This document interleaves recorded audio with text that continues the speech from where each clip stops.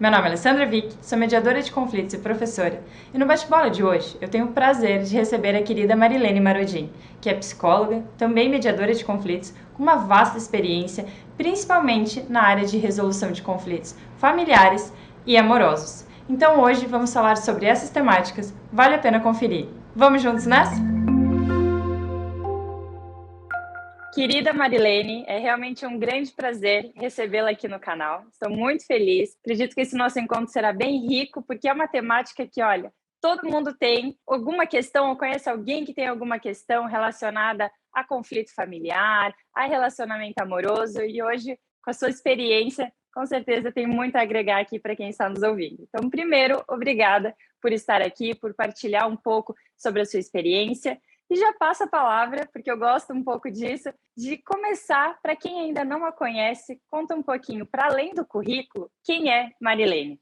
Olha, o prazer é muito meu, Alessandra, de estar aqui. Esse convite muito me honrou, e eu estou na expectativa de que a gente possa ter um diálogo, que seja enriquecedor para nós duas e para as pessoas que nos escutem. É uma honra estar contigo, pelo orgulho que eu tenho quando eu te olho e vejo a tua caminhada. Então, muito obrigada por me trazer ao bate-bola. Quem sou eu, além do currículo? Olha, realmente não é fácil de dizer pelo tempo que eu tenho transcorrido de vida. Eu tenho 77 anos, então é muito tempo de caminhada, né? Mas, resumindo, assim, eu sou casada com o Enio há 50 anos, vão fazer 50 anos de casado em julho deste ano. Tá? Tenho 3 filhos homens, a minha família é de origem italiana, então é o Gian, o Fabrício e o Giuliano, e tenho 6 netos. Né? Como eu tive 3 filhos homens, eu tinha muita vontade de ter uma menina na família, e me vieram 4 netinhas. Então, eu sou muito avó nesse momento da minha vida. Me criei, nasci numa cidade do interior, em Vacaria, meus pais trabalhavam, e eu vivia muito próxima do meu avô materno. Meu avô materno chamava-se Iqueno. E até eu faço no escrito que eu fiz uma homenagem a ele, porque quando eu ia para a casa dele, ele vivia assim muito sentado numa área na casa dele, no interior. Os idosos muitas vezes ficavam sentados, né, na frente ali, tomando um solzinho. E eu ficava ao lado dele. E olha, Alessandra, se eu te conto o que acontecia, chegavam pessoas para conversar com ele, mas pessoas que tinham conflitos de vizinhança, que viviam nas fazendas e o gado passava de uma cerca para outra, ou o cachorro comia a galinha do vizinho, e eles vinham ali, conversavam com meu avô, e não sei o que meu avô dizia, porque eu era criança, né?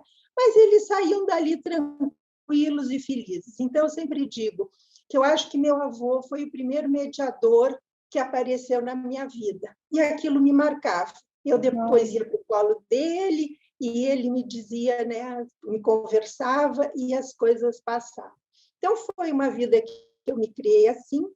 Depois, aos 13 anos, me mudei para Porto Alegre, meu pai veio de muda, e eu estudei no colégio americano, que foi assim uma educação bem diferente, porque eu vinha de uma cidade do interior e o colégio americano muito liberal. Então, foi para mim muito bom, porque me abriu os horizontes para umas outras realidades.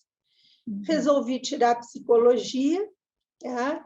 E dentro da psicologia, no caminhar, a minha perspectiva era trabalhar terapia de crianças, era para ser terapeuta infantil.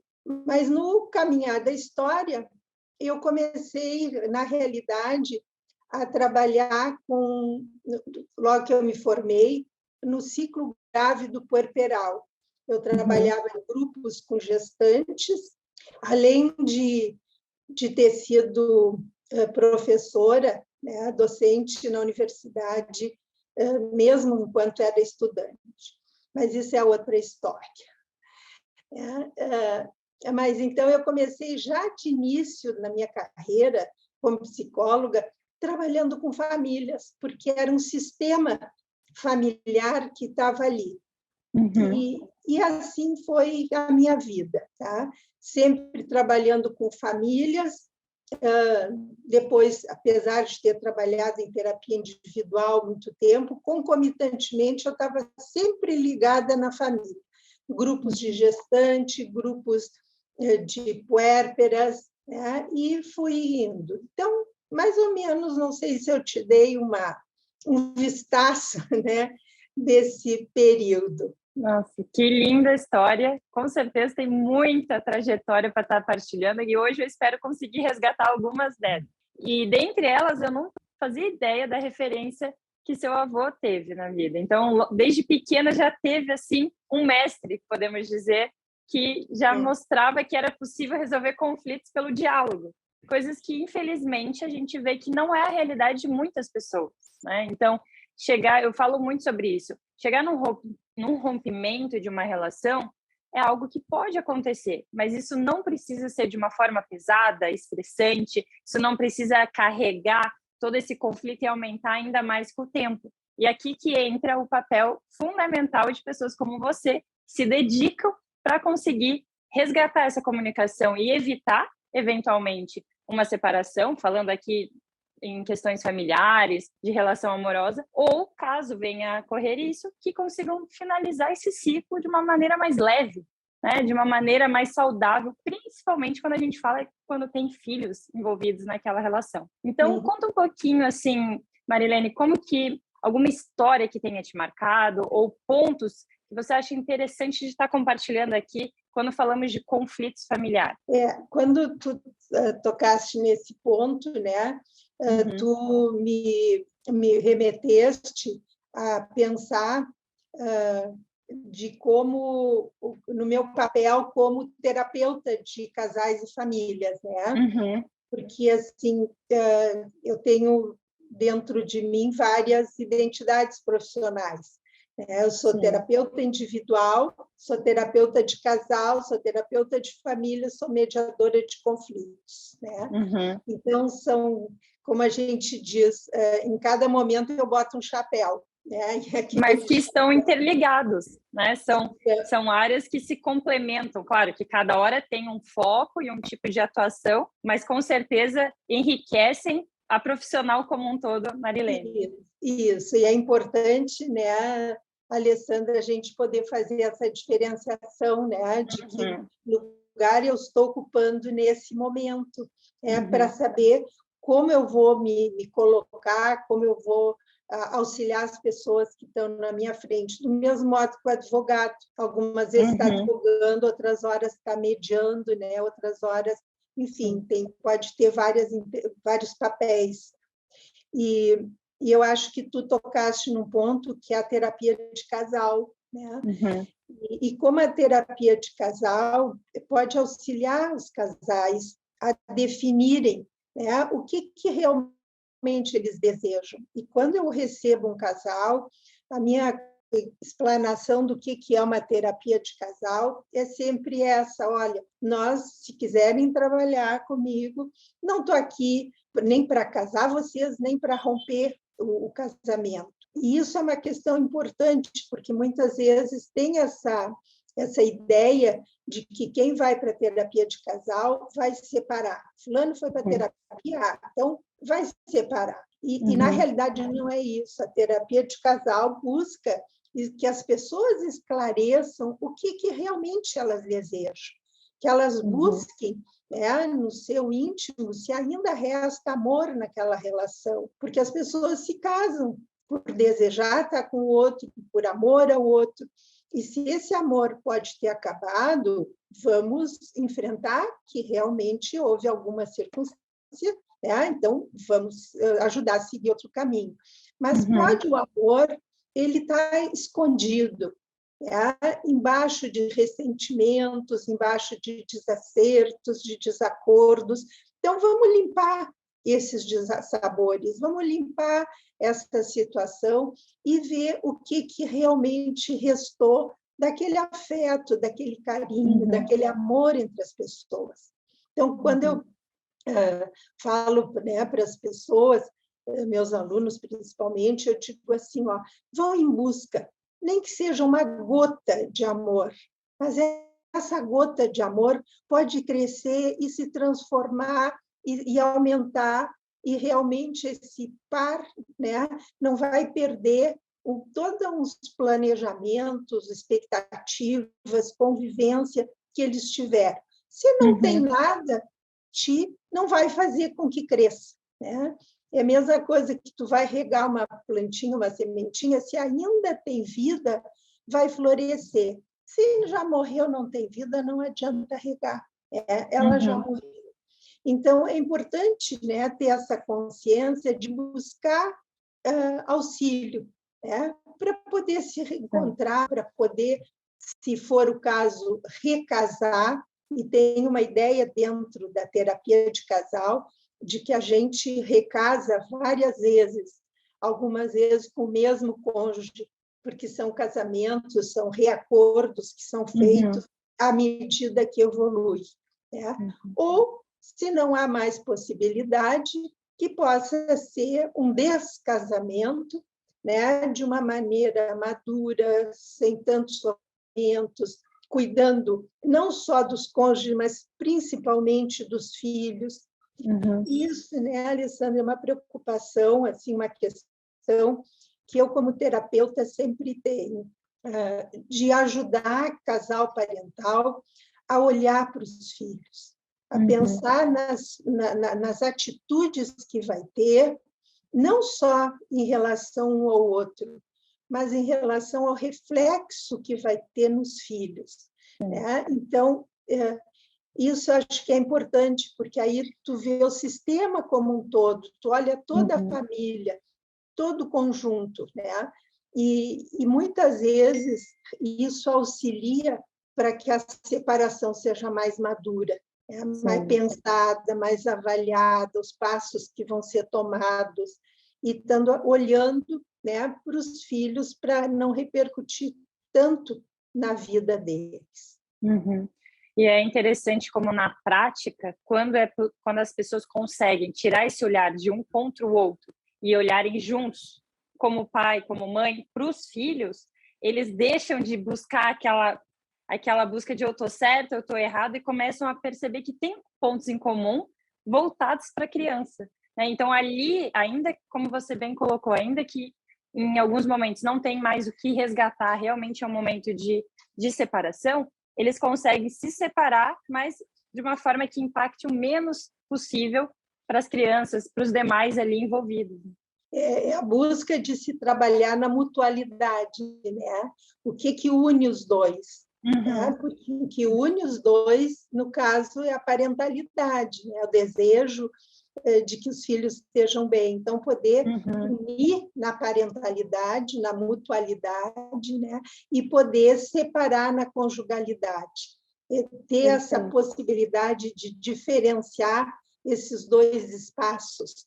E quando o casal consegue diferenciar o que é que ele, como casal, tem que romper, se é o caso do rompimento, que combinações tem que fazer, e poderem se unir na parentalidade, isso auxilia, né, para que o divórcio seja, como a gente muitas vezes diz, né, tem até livros escritos, seja um divórcio saudável. Né? Incrível que pareça, mas dá para a gente poder falar assim, né, de que é um divórcio saudável. Com certeza. Tem muita coisa que pode ser feita para não chegar nessa realidade que, infelizmente, a gente vê no dia a dia, ser uma separação ainda muito mais pesada, onde romperam a ligação amorosa, mas o conflito aumenta cada vez mais, vivem sob aquele estresse, as crianças ali envolvidas naquela situação conflitante o tempo todo, e acaba desgastando cada vez mais as pessoas envolvidas. E diante disso, eu queria fazer uma pergunta em função tanto da sua vivência, eu não sabia que vai fazer 50 anos de casado, E, para além disso, com a sua experiência como psicóloga e também como mediadora de conflitos nessa área, o que você considera assim essencial para conseguir construir, porque eu acredito que seja uma construção diária o casamento. Então, quais pontos você considera essenciais para estar trabalhando dentro da relação amorosa? Olha, eu vou começar por um que é individual. Uhum. Eu acho que é, principalmente, o primeiro ponto, o autoconhecimento das pessoas. Uhum. Porque à medida que eu me autoconheço, eu consigo entender os meus conflitos, as minhas angústias, por que eu fico angustiada. E aí eu consigo olhar para o meu par também, sabendo que para ele também teve os conflitos, que ninguém deixa de ter conflito. Então, assim, só uma coisa assim, todas as famílias são complicadas. A minha família de origem foi extremamente complicada, tá, Alessandra? E de todo mundo tem essas complicações familiares. Sim. E a gente é produto dessas vivências. Então, essas vivências nos marcam. E um conceito dentro da terapia de casal é que a gente casa com a similaridade de pessoas. Tem pontos que nos unem.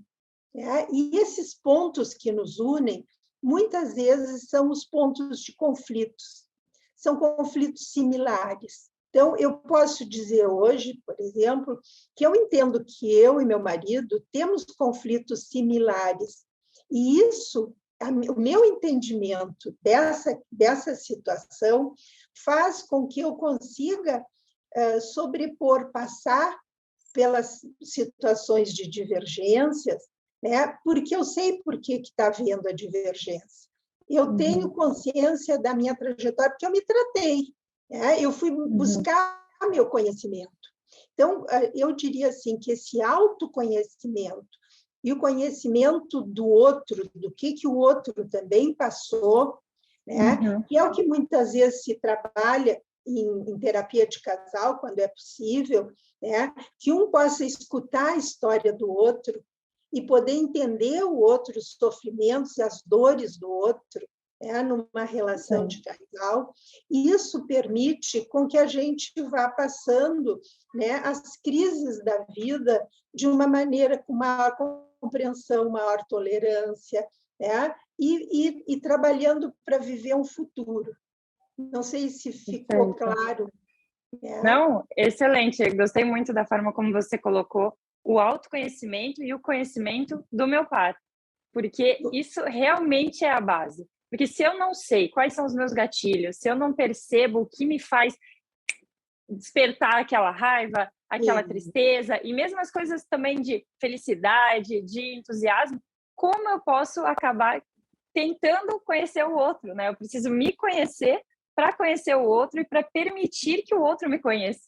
Então, excelente, você conseguiu resumir algo bem complexo de uma forma muito linda. E em terapia de casal se trabalha dessa maneira, para que o casal possa entender um ao outro, e para entender um ao outro tem que conhecer as histórias de cada um.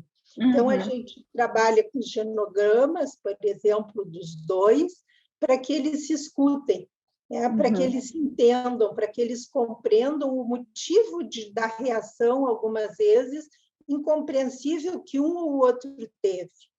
E essa escuta, na terapia, essa escuta que um tem do outro, ela é muito esclarecedora, que transforma na compreensão, no perdão, na tolerância, e isso é fundamental.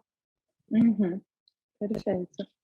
E para além desses pontos que você já colocou aqui, que são realmente essenciais, assino embaixo em todos, mais algum outro ponto que considera importante para trabalhar dentro da questão da relação amorosa?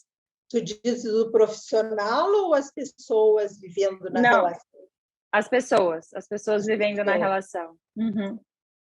Olha, eu acho que esses são os principais, né? Eu acho que um ponto bem importante é o respeito às diferenças, poder respeitar as diferenças de um e de outro. né? Porque se tu não respeita a diferença, pode cair num autoritarismo. Eu quero que o outro faça o que eu quero que ele faça, né? E não, bom, ele hoje não está, estou aqui em Jurerê, hoje não está disponível à praia. Então tá, então não vamos na praia, ou eu vou sozinha. É poder aceitar o diferente. E isso não é fácil, né? Porque muitas vezes a gente tem aquela ideia de par de vaso, que o que um pensa, aquilo que tem que acontecer. E isso é cair, né? Como eu falei, eu acho numa situação de controle, de querer comandar o outro, de domínio e de não respeito ao outro. Né? Eu acho que esse é um outro ponto bem importante. E não é fácil aceitar as diferenças, né? Porque implica muitas vezes em que a gente se frustre, porque não é o mesmo que nós gostaríamos. Então, essas diferenças, né, também serem negociadas, né, e aí podemos cair na negociação, né, poderem ser negociadas, e como serão negociadas essas diferenças, né, é outro ponto fundamental, eu acho, no casamento. Abrir o horizonte, porque não existe só opção A e opção B. Não, juntos podem criar outras ideias e com isso chegarem a outras soluções que podem acabar indo ao encontro dos dois, né? Não precisa ser uma coisa ou outra. Isso é muito rico quando falamos da negociação, da mediação de conflitos, que há esse espaço para estar fazendo um brainstorming de ideias, buscando possibilidades dentro daquela relação. E outro ponto importante também é a comunicação, né, Alessandra? Porque assim, ó, a nossa vida ela está constantemente ocorrendo através de comunicação. É onde se estabelece a relação entre as pessoas, né, a interação e posteriormente os vínculos que se formam em função da comunicação que nós temos. Então, está alerta, como é que eu me comunico? Como é que eu comunico o que eu quero comunicar? Eu realmente estou comunicando o que eu quero comunicar ou não estou comunicando? Né? Então, poder pensar... tu sempre fala nos livros, né? Eu acho que tem um livro fundamental para todos nós, que é a Teoria da Comunicação Humana, do Václav. É um livro que, para mim, é um livro de cabeceira, que eu comecei a ler constantemente, eu retomo e leio de novo, porque ali nos traz, né, nos axiomas, todo um mundo, né, de possibilidades de pensar como é que eu me coloco ao lado do outro, né? Seja num casamento, seja numa relação profissional, seja como profissional abordando, né, um trabalho. Então, eu acho fundamental, né? Porque a comunicação ela implica não só o que eu falo, mas o que eu também escuto, o que eu transmito e o que eu capto, né? Numa interação, numa circularidade, né, que é fundamental, e algumas vezes onde há os desacertos, os desencontros, né, nessa falha, nesse ruído da comunicação, como se diz. Então, é fundamental também, entre os casais, eu acho que essa possibilidade de pensar, e não só a comunicação verbal, que a gente sabe que é praticamente mínima perto da não verbal, né? A não verbal é basicamente a fundamental, mas o que nós transmitimos no não verbal, que é muitas vezes a essência do que a gente está comunicando. Perfeito. E como isso impacta as relações? Porque às vezes a pessoa fala, nossa, mas olha só, não ficou claro? Não está óbvio isso que eu quis dizer? E eu só dou risada no sentido de, poxa, o óbvio precisa ser dito. O que é óbvio para você não necessariamente é óbvio para outra pessoa. E aqui que entra esse interesse e curiosidade pelo outro, para abrir realmente espaço para essa escuta de forma construtiva e, ao mesmo tempo, se preocupar, não apenas em soltar a mensagem, mas, opa, será que aquela pessoa entendeu a mensagem que eu queria dizer? Porque se não ficou claro, talvez eu possa melhorar alguma coisa aqui na minha fala. E como você bem colocou, não apenas a mensagem, mas é a minha expressão verbal, não verbal, é a minha postura, são as minhas, é o meu tom de voz, é tudo isso acaba impactando ali na hora que eu faço, que eu transmito a mensagem que eu desejo. E, nossa, tem um mundo aqui dentro do que você colocou. Esse livro, ele realmente é maravilhoso, esses 5 axiomas que é trabalhado, já falei um pouco deles por aqui, de forma assim resumida, porque dá para ficar aqui horas falando só sobre isso, e é realmente matemática muito rica, a questão da teoria da comunicação. O que ocorre assim, né? Quando a gente está trabalhando com casais em conflitos, eu posso te dizer até que talvez 100%, não sei se eu exagero, quanto é importante o poder falar, porque os casais que vêm a consultório, eu não sei se eu posso dizer que é 100%, mas nesse momento eu acho que é 100%. Tá? Eles vêm por conflitos que não foram falados. Eles vêm por conflitos que foram guardados e não foram verbalizados. E aí vêm os ressentimentos, vêm os distanciamentos, e fica o que a gente diz, fica aqueles sapos na garganta. É um sapo que fica lá e vai atacando o relacionamento, o vínculo e o amor entre as pessoas. Então, poder falar, né, Alessandra, poder dizer o que sente, poder ter essa franqueza de falar das suas incomodidades é fundamental para os casais. É outra questão que eu pontuaria como muito importante, porque tem problemas, algumas vezes, que têm anos que estão lá, que não foram falados. E aí, quando a pessoa fala, o homem ou a mulher fala, o outro diz assim, mas por que tu não me disseste isso? Eu não sabia que te incomodava tanto.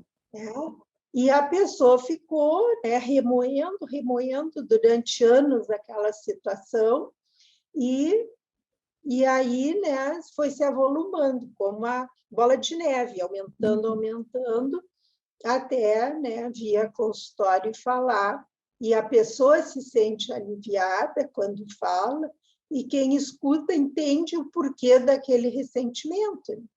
E como isso acontece? Por falha na comunicação, como conflitos vão crescendo e afastando aquelas pessoas ali envolvidas, no lugar da comunicação ser essa ponte de resgatar e criar conexão, ela acaba afastando. Porque é aquele, mas eu estou há 15 anos com essa pessoa, estou há 20 anos, como que ela não sabe? Né? Então, como isso? E espera que o outro adivinhe, espere que o outro entenda. Então, se você não sabe, nem vou dizer. Quantas vezes a gente escuta essas coisas no dia a dia, sendo que, através da comunicação, poderia ser resgatado, poderia ser esclarecido muita coisa. E dentro disso, entra um ponto que é a questão de realmente se importar em falar para o outro, ainda que ache que seja óbvio, ainda que gostaria que o outro adivinhasse ou que tivesse aquela atitude sem eu precisar falar. Muitas vezes cada um vem de um cenário diferente e depois começa a construir a própria família. E coisas que para uma pessoa pode ser realmente algo super importante, para o outro pode não significar tanto. Não porque aquilo não possa ser importante, mas tem um impacto muito menor. Então, se nós não fazemos esse alinhamento, né, de expectativa, a frustração, a decepção, ela acaba vindo. É verdade. E assim, o que muitas vezes leva a pessoa a não poder falar é que aquilo é doloroso para ela. Bate lá no fundo, nos conflitos dela. Por exemplo, fulano foi viajar, né? O marido foi viajar e não se despediu direito da esposa. Estou falando uma coisa simplesinha, né? Mas, então, o que isso pode acionar? Pode acionar vivências de abandono daquela pessoa. Né? E aí essas vivências de abandono é que fazem com que ela não fale o quanto ela se magoou por ele não ter se despedido do modo que ela esperaria que fosse. Né? Então, esse não falar, ele está ligado a conflitos que a pessoa não conseguiu resolver, provavelmente, é uma hipótese, né? Então, o que leva a pessoa a não poder ter essa franqueza, não poder ter esse diálogo aberto e franco, são seus conflitos internos, né? Ou porque teve são vários, né? Cada caso é um caso, cada pessoa teria de se avaliar e ver com ela o que levou a esse calar, porque o calar é um sofrimento muito grande também, né? E pode ser porque ela via que os pais, quando falavam isso em família, tinham brigas terríveis, e ela presenciou quando criança, né? São hipóteses, mas são circunstâncias que podem levar a esse calar. Né? E essa pode ser porque seja uma mulher com características mais de sofrimento, né, de vitimização, e que ela se sinta vítima, então, dessa circunstância. Então, são várias situações, tanto com a mulher quanto com o homem, que pode acontecer, de calar essas dores e não botar para fora. E aí a importância de se conhecer, de poder fazer uma boa terapia, né? Desse olhar para si próprio, né? Para poder se entender, né? No seu comportamento, nas suas reações. Perfeito. Criar espaço para o diálogo construtivo dentro da relação, para que cada um se sinta à vontade, se sinta confortável para colocar tudo que sente, tudo que gostaria, e não esperar a coisa crescer para buscar ajuda, né? Então, buscar isso antes, o quanto antes, melhor será para aquela relação e para a própria pessoa, né? Eu ia só fazer um link agora. Então, assim, respeitando a questão da confidencialidade, não citando nomes, teve alguma história, é difícil escolher só uma, eu acho, mas, assim, alguma história que tenha marcado a sua trajetória, ou como psicóloga, ou como mediadora de conflitos, que poderia compartilhar aqui hoje para inspirar outras pessoas, ou que traga algum ensinamento dentro disso? Eu lembrei de duas histórias. Pode ser duas? Pode. Então, uma delas é um caso até que tenho relatado no livro, que é o caso de uma gestante que me procurou porque ela estava grávida e ela tinha uma relação uma relação não tinha casado com homem, uma relação estável, né?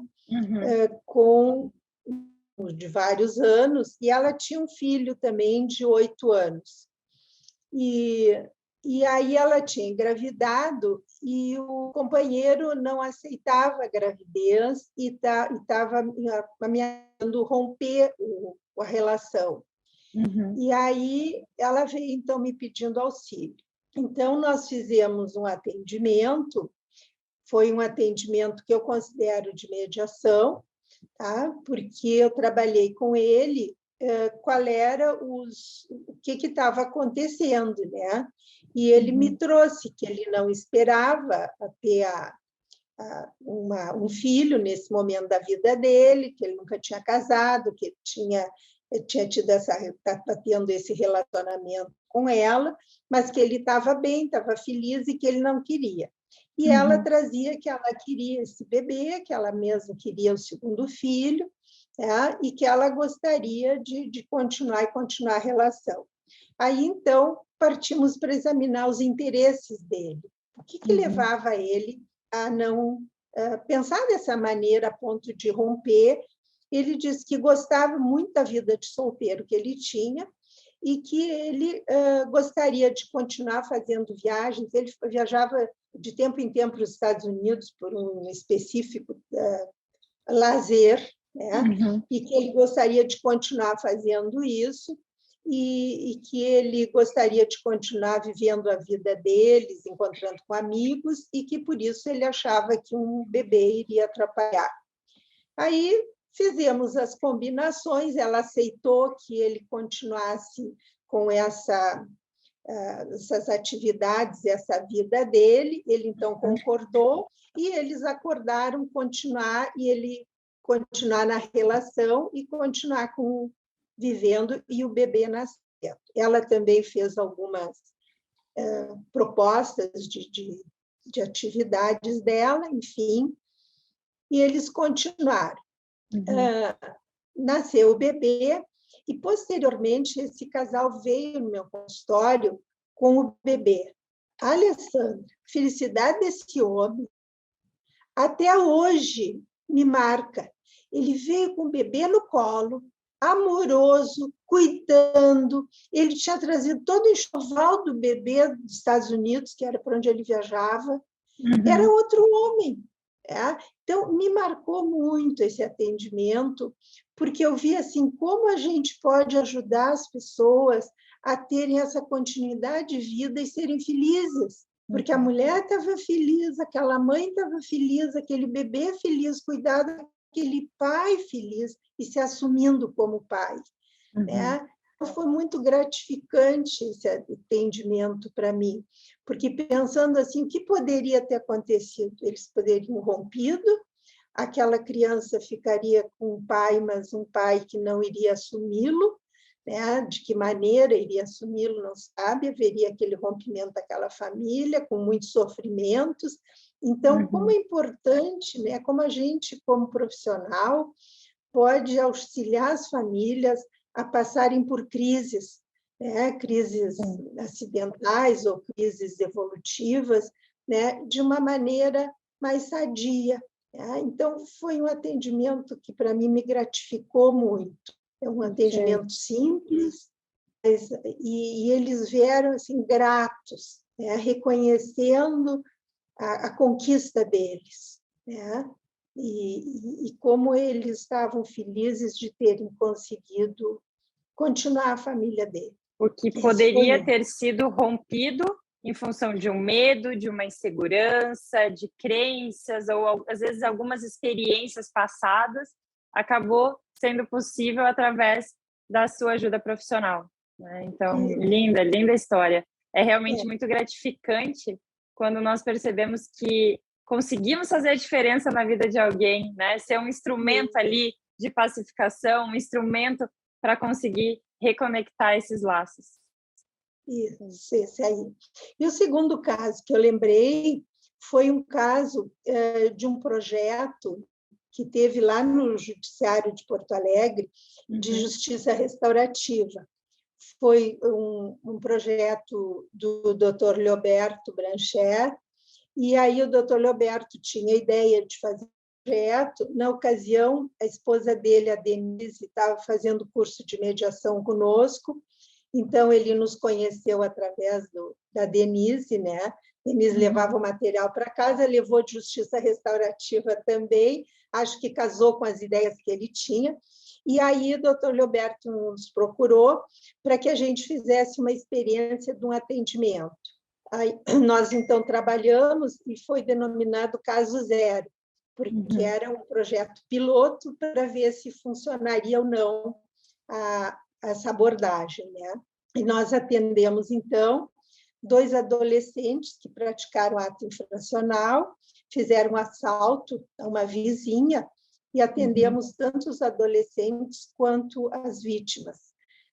Foi um trabalho assim, extremamente gratificante.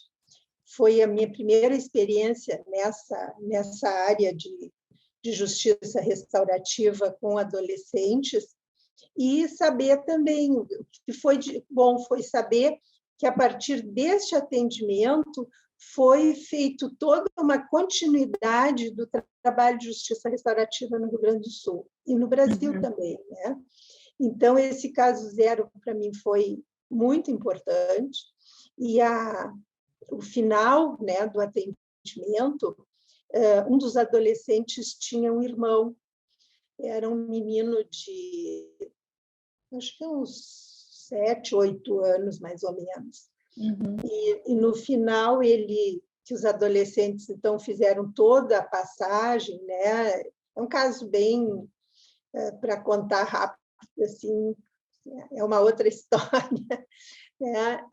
O menino chegou e disse para o doutor Leoberto, quando terminou o atendimento, e os meninos tiveram a liberação, ele disse: doutor, muito obrigada, esse é o dia mais feliz da minha vida. Então, foi um momento assim, emocionante também, Uhum. de ver o quanto a gente pôde intervir fazendo uma diferença naquelas duas famílias. Os adolescentes fizeram todo o procedimento que é proposto pela Justiça Restaurativa, né? Se comprometeram a não repetir o ato infracional, tiveram consciência do que fizeram, pediram perdão às vítimas, né? E assim foi um trabalho muito bonito, realmente muito bonito. A vítima, uma delas, que era uma senhora, e a filha dela, adolescente. A filha adolescente, na ocasião, ficou meio assim, não ficou meio incomodada, não ficou muito bem. Mas depois, passado um tempo, o doutor Leoberto me disse que ela foi lá procurá-lo, agradecer pela experiência, e que ela, na ocasião, não tinha se dado conta o quanto tinha sido importante para ela, mas que ela gostaria de dizer para ele, então, agradecer o que tinha ocorrido. Então, foram 2 momentos assim gratificantes, né, dentro da ação, que foi que eu pensei, tá, para te trazer. E dentro disso, né, também eu indicaria o livro Trocando as Lentes, do Howard Zehr, que é sobre a justiça restaurativa. Tá? Esse eu não li ainda. É sobre a abordagem da justiça restaurativa e trocando as lentes. Anotei aqui. Tá. Anotado, obrigada pela indicação. Essa área, ela deve ser muito gratificante. Eu não tenho experiência nessa área, tenho interesse, já li algumas histórias, converso com alguns profissionais da área. É algo que é um pouco polêmico em alguns momentos, dependendo também do país. Alguns lugares aceitam melhor, outros não tanto, mas eu particularmente acredito que muito pode ser transformado através do trabalho da justiça restaurativa. E você mostrou um projeto piloto que, com certeza, plantou várias sementinhas e várias pessoas puderam transformar suas vidas através da atuação de vocês e dos profissionais ali envolvidos. Eu acho um trabalho riquíssimo e bem importante, né? Mas é um trabalho que é bem emocionante, precisa ter um controle para trabalhar as emoções, porque na hora que se trabalha o perdão, ou se trabalha com eles o reconhecimento do erro, é bem mobilizador. Né? Mas é um trabalho riquíssimo, porque tu vê esses adolescentes, eu acho que a gente pode recuperá-los, porque o risco, né, Alessandra, é eles irem, né, para locais onde, na realidade, são escolas de crime, e ficam lá, os adolescentes, até saírem e saem perdidos da vida. Né? Então, esses ficaram um tempo na FAR, em Porto Alegre, e depois saíram, e, posteriormente, as colegas, as assistente social e uma defensora que trabalhou no caso, fez curso de mediação conosco, vários anos depois, e a gente pôde, então, ver que não tinha havido reincidência daqueles adolescentes. Então, tu poder identificar assim, como o teu trabalho pode ser construtor de uma cultura de paz, né? Pode salvar vidas, salvar famílias, né? Ter organizações mais estáveis, isso é muito gratificante. Demais. Por isso que uma das áreas que eu estudo e pretendo ainda fazer o doutorado nessa linha é da mediação escolar, porque eu acredito que ali a semente que é plantada dentro das escolas, ela vai refletir nesse futuro cidadão já completamente transformado, se souber lidar melhor com os conflitos, se souber se comunicar melhor, gerir ali as emoções, o reflexo, nós não temos como contabilizar isso, né? Porque tem um impacto direto, indireto e tudo que isso pode causar, mas realmente é muito gratificante ver essa transformação, porque muitas vezes aquela criança, aquele adolescente, ele foi por aquele caminho, mas não porque ele gostaria, é porque era o único caminho que conhecia, ou porque as grandes referências na vida dele eram voltadas nessa área. Então, é muito complexo, né? Mas, ao mesmo tempo, é muito gratificante quando consegue atuar dessa forma. Tem uma outra experiência que eu lembrei, agora que tu falando em mediação escolar. Nós, numa época, fizemos uma intervenção numa escola infantil de mediação, né? Era uma escola que a diretora nos procurou porque estava havendo violência dentro da escola, né? E então ela nos procurou. E eram crianças até 6 anos de idade, porque era uma escola infantil e não tinha primeiro ano, assim, né? Só tinha menores. Então, nós trabalhamos com crianças, acho que de 4, 5 e 6 anos, passando para elas, né, conceitos de mediação. E também trabalhamos com os professores, com a direção, foi um trabalho com toda a escola. E como eram crianças pequenas, né, o que nós resolvemos utilizar? Utilizamos histórias infantis. Então, se escolheu histórias infantis que retratassem, né, por exemplo, a colaboração, que retratasse o auxílio ao outro, a escuta.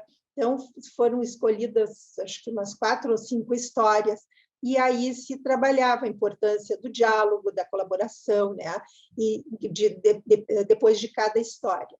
E nós fizemos o follow-up posterior, né?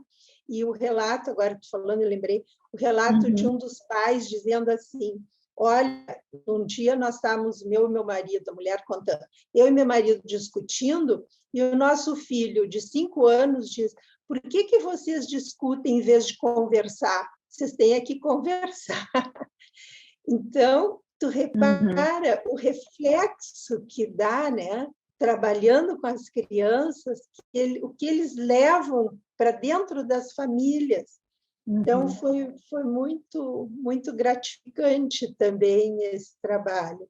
Perfeito. E isso realmente é o que nos motiva, né, a seguir trabalhando nessa linha. Obrigada por compartilhar. E, querendo ou não, está tudo interligado, né? Algumas pessoas falam para mim: Ali, mas você trabalha voltado para o empresarial, para a família, como que é a linha de atuação? E eu falo, eu sou especialista em resolução de conflito, porque a comunicação, o conflito, ele tem em qualquer área, e quando nós trabalhamos essas habilidades, vai impactar tudo. Então, eu já tive mentoria em que a pessoa veio até mim e falou: olha, eu preciso melhorar a comunicação com os meus clientes. Paralelo, ela melhorou com o marido, melhorou com a empresa, melhorou com os filhos, melhorou tudo. Então, assim, são ferramentas para a vida. Eu já tinha, de certa forma, algumas características, por isso que eu me identifiquei tanto com a mediação de conflitos, mas depois que eu realmente fui atrás, estudei, fui aprimorando cada vez mais, a minha vida mudou, assim, e foi melhorando cada vez mais, porque essa busca constante, né, esse desenvolvimento, essa curiosidade, o autoconhecimento, porque nós vamos tendo ciclos de vida diferentes, então reconhecer essas mudanças é algo, sou suspeita de estar falando, acho que é algo que agrega muito para nós mesmos e para as pessoas ao nosso redor. Isso é uma das questões que a gente sempre identifica nos nossos cursos de capacitação para mediadores, né? Então, a gente diz para eles: olha, vocês vão vir aqui estudar, fazer um curso, mas ele é transformador, vocês vão ver a mudança que vai ocorrer na vida de vocês. Ficam assim, a primeira aula ouvindo, né? E à medida que passa o desenrolar do curso, eles vão trazendo realmente, né, um feedback de como mudou a interação, a compreensão do outro qualquer, o outro marido, o outro filho, o outro colega, o outro mãe, o outro pai, né? Qualquer vínculo, né, vai mudar, porque há uma outra maneira, né? É o que a gente fala, né? Na mudança paradigmática, é um paradigma que muda. E esse paradigma mudando, muda o pensamento, muda o comportamento, muda a interação. Realmente é modificador de comportamentos. Completamente. E aí, nós falamos sobre várias coisas boas, mas eu também queria assim trazer um ponto que é: qual foi o maior desafio ou os maiores desafios que você acabou enfrentando dentro da sua atuação profissional nessa área, Marilene? Eu acho que um desafio assim, ó, que eu enfrentei, que eu posso identificar, é que eu me formei dentro da teoria psicanalítica. Fui professora dentro da teoria psicanalítica durante muito tempo, na PUC, do Rio Grande do Sul, e de repente, dentro da minha formação como terapeuta, da teoria psicanalítica, eu conheci uma pessoa que foi o Hector Fiorini, que me indicou um profissional em Buenos Aires, que eu ia num congresso, ele me indicou, que é o Gaston Mazieres, para me assistir. E o Gaston, então, começou a trazer a teoria sistêmica. E ter todo esse referencial sistêmico, eu achei muito interessante. E aí fui para os Estados Unidos fazer um curso com o Slutsky, que estava lá, o Colapinto, todos terapeutas de família que estavam dando curso. E aí fui para os Estados Unidos. Quando cheguei lá, eu me achava que eu sabia tudo, eu era professora de psicanálise, né? Imagina! Então, eles faziam umas perguntas e eu respondia, e estava tudo errado, não estava correto, porque a visão sistêmica era outra. Para mim, foi um baque. Isso foi um desafio.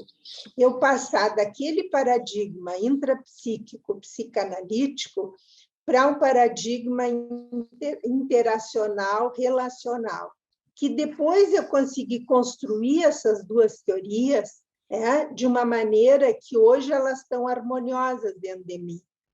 Mas naquele primeiro momento foi um desafio ter essa visão interacional como o teu primeiro olhar. Mas depois, lendo o Jurg, Colusões, tem outro livro muito bom esse, que quem quiser entender um pouquinho mais dessa interação, essa integração entre a psicanálise e a sistêmica, esse livro é muito interessante. E esse foi um desafio.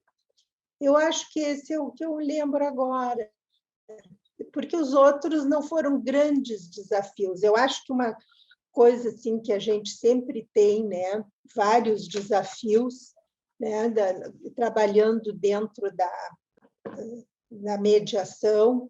Por exemplo, a gente muitas vezes está habituada a falar, né? Nós falamos e o outro escuta. E um desafio é escutar ao invés de falar. Então, é uma mudança que se tem que fazer. Outra mudança, acho que também é importante, é dessa ideia de que a gente sabe o que é melhor. A gente sabe o que é melhor para o outro, a gente sabe o que é melhor para aquele casal, a gente sabe o que é melhor para eles tratarem os filhos. Então, passar do saber ao não saber. Eu não sei, quem sabe é ele. Quem sabe são eles. Então, essa mudança eu acho que é um desafio.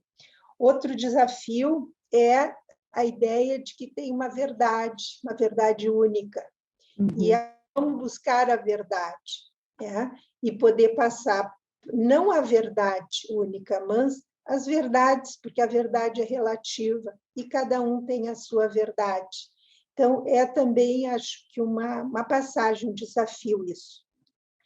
A expectativa de tempo também, Alessandra. Achar que as situações têm que ser resolvidas no tempo, no nosso tempo, para poder passar, para esperar o tempo dos mediandos, porque é o tempo deles. Que tempo eles vão levar para resolver, para identificar o que eles querem, os interesses deles? É o tempo deles. E outra questão é poder passar, muitas vezes, da indiferenciação. A indiferenciação que eu quero dizer é assim, o problema deles é o meu problema é o problema deles, eu me indiferenciar, não diferenciando, não, o problema é deles, não é meu. Então, é um desafio também esse caminhar, podendo ver cada quadrado. O meu quadrado é o meu, o dele é o deles, e não ficar imaginando as similaridades, as semelhanças que tem. E outro ponto, que acho que também é um desafio, é sair desse espaço de um espírito mais competitivo para um espírito mais colaborativo, que a gente muitas vezes é criada e tem esse espírito mais de competição, porque é o mundo que a gente vive, muitas vezes foi criado. Meu pai era juiz, então eu vivi muito assim nesse ambiente também de competição, de julgamento. Outra questão, sair da posição de julgadora, de estar avaliando o outro, para poder se isentar, e poder respeitar as peculiaridades de cada um.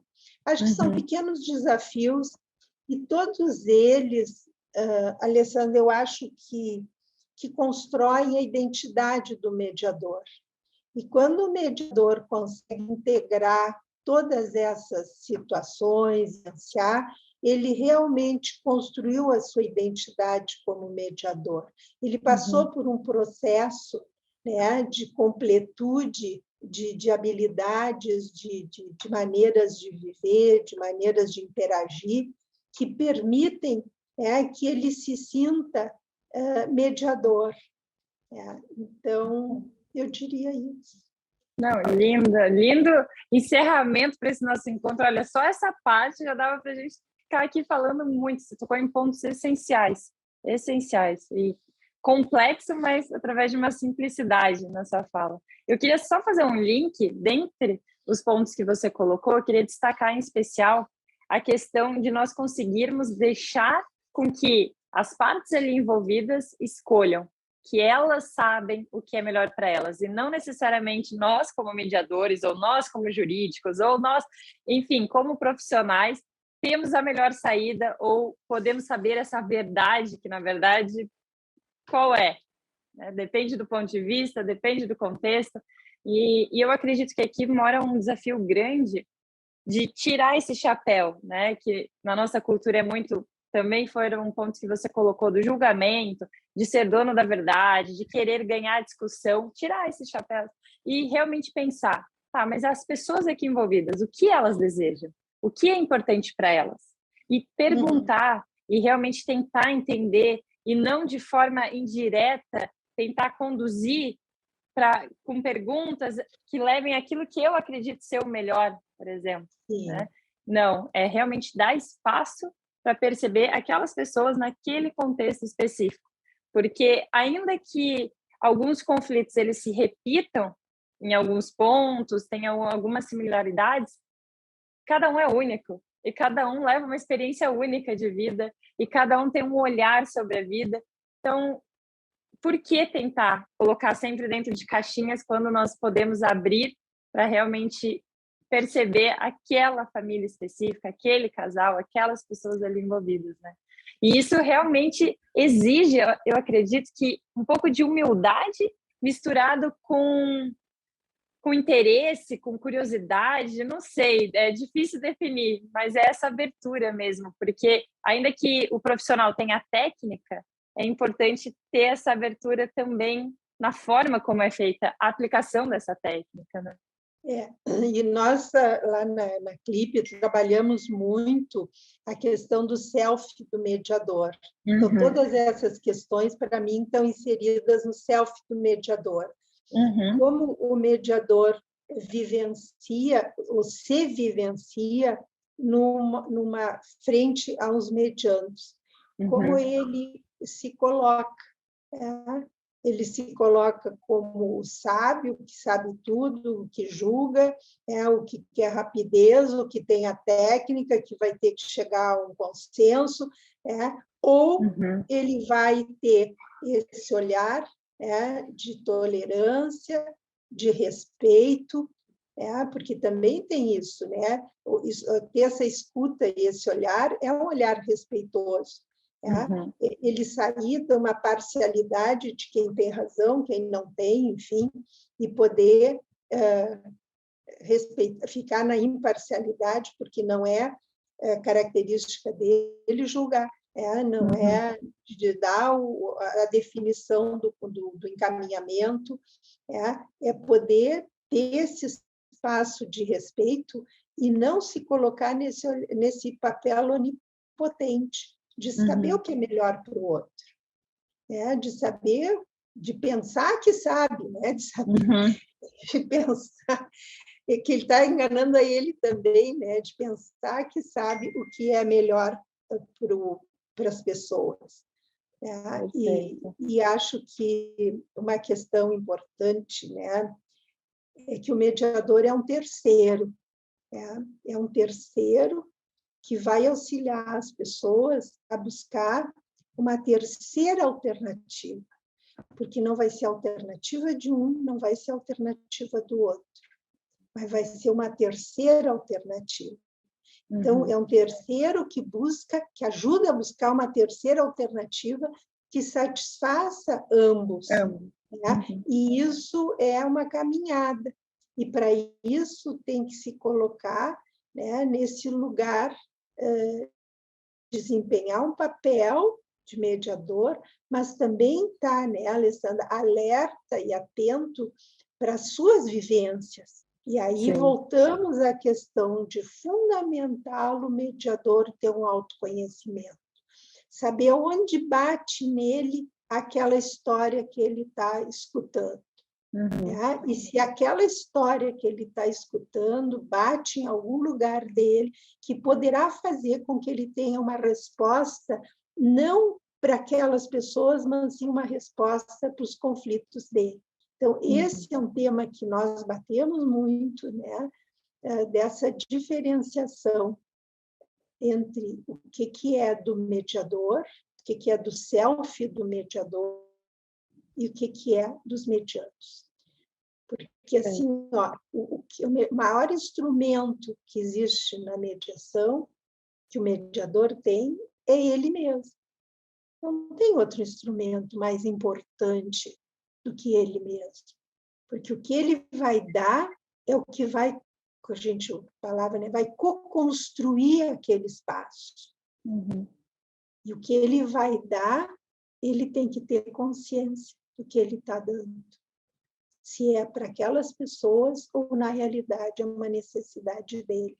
Então, essa consciência é um treinamento que se tem num curso de capacitação fundamental de fazer, sempre olhando para essas vivências do mediador. Perfeito. A minha formação base veio da Ana Gonçalves, presidente do CFML, e ela começa o bootcamp falando sobre isso também. Ela começa falando sobre essa questão do autoconhecimento, quais são os nossos gatilhos, eu me perceber ali dentro daquele, não só dentro da mediação, como fora, e aí depois dentro da mediação, porque é fundamental.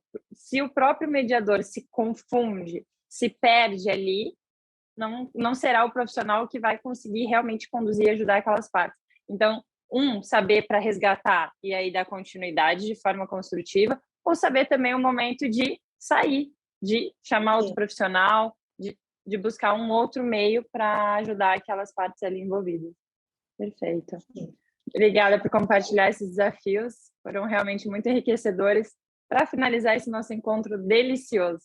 E só por último, Marilene, você já foi citando vários livros enquanto nós fomos conversando, e agora eu queria perguntar um livro que não seja técnico, que não tenha a ver com mediação, mas que tenha te marcado até hoje, assim, ou dois, como preferir, que tenha te marcado. Não tem a ver com mediação? Isso, literatura ou de outra área. Olha, eu vou te ser bem sincera, ultimamente eu só leio mediação e terapia. É incrível eu te dizer isso, mas realmente o livro que eu li, não, agora li no ano passado, que eu gostei muito, foi A Bailarina de... Esqueci o nome. A Bailarina de Auschwitz, de Edith Isso. Eva Eger, não sei pronunciar o... Isso, esse livro. A Bailarina de Auschwitz. Esse livro é muito interessante porque conta a história de uma moça que dançava na época da guerra, Uhum. e o que ela vivenciava enquanto ela dançava para os nazistas, e ela era judia, e o que ela vivia. Foi isso que me marcou. Obrigada pela indicação. Esse eu ainda não li, mas parece ser forte pela história. É forte. Uhum. Ganhei de uma amiga, Marilda. Obrigada pela indicação. E aí, pelas outras também, que foi colocando aqui durante essa nossa troca. Agradeço por ter realmente se aberto e compartilhado tantos ensinamentos, tantas reflexões para quem está nos ouvindo. Com certeza vai sair daqui com a cabeça fervilhando, pensando, opa, como que eu posso melhorar ainda mais a minha relação familiar, a minha relação amorosa. Então, obrigada, Marilene, por compartilhar tanto. Para fechar, assim, alguma mensagem final, algo que gostaria de compartilhar? Olha, eu que te agradeço muito, Alessandra, e para mim foi um prazer e transcorreu leve esse bate-bola. Eu estava meio ansiosa, digo, mas como vai ser? E foi muito gostoso, te agradeço muito estar aqui.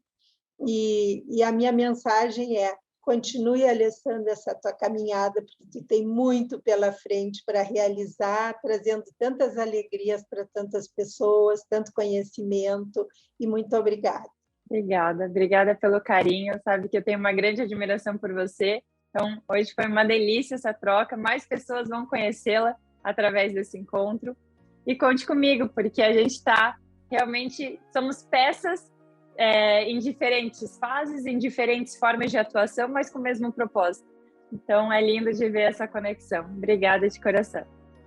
Um beijo grande para quem nos assistiu até aqui. Deixe nos comentários se ficou com alguma dúvida. Eu falo com a Marilene, venho aqui trazer para vocês e sigam regando a relação de vocês para que cada vez flua ainda melhor. Um beijo grande e até o próximo vídeo.